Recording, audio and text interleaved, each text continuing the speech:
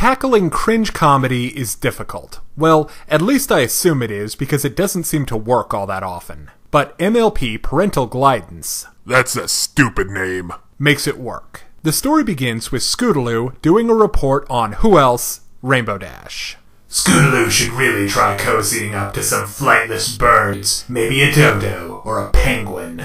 She heads to Cloudsdale and meets up with Rainbow Dash's parents, who are just as accomplished as she is. They have awards for the cringiest parents, most annoying ponies, and most obnoxious couple. In fact, they're such a PR nightmare, Dash didn't even tell them she's a Wonderbolt. And once they find out, they make her life just miserable. So, cringe comedy derives humor from embarrassment. Lazy writers will often use this technique to attack a person, place, or thing they don't like. You see it a lot with political humor, where rather than focusing on what's actually humorous about a given elected official, they try and make him or her look as bad as possible. The cringe in Parental Glideance works for the same reason that the cringe in Guardians of the Galaxy Volume 2 works. The characters feeling embarrassed and the ones doing the embarrassing are both likable. Let me give you an example. When Peter and Drax are both talking about their love lives, Drax is like the most embarrassing guy ever. But he's also trying to help, and we've been given reason before this to like him. That's why in the episode it was a good idea to introduce Windy Whistles and Bo Hothoof before they start acting really socially awkward.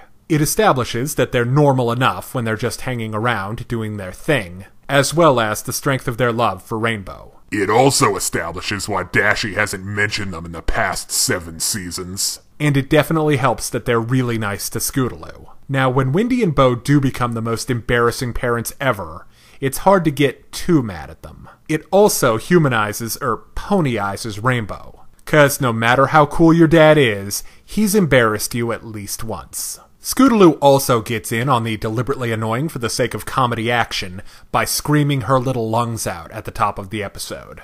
All that being said, cringe is indeed a double-edged sword. It can easily get out of hand and become very irritating, and when exactly that point happens is completely subjective. Now, I would like to compliment the episode for including the Wonderbolts and not having them dogpile Rainbow for having such lame parents. However, a desire to include the Wonderbolts is behind the biggest misstep in the episode.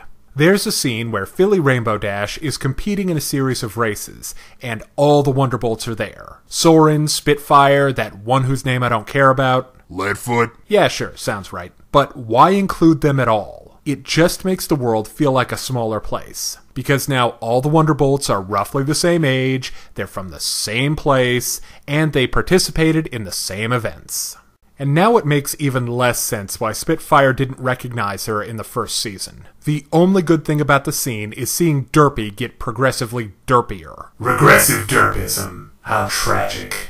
Okay, now it's time to break down the good and the bad in My Little Pony, Parental Glideance. On the good side, the cringe humor works for the most part.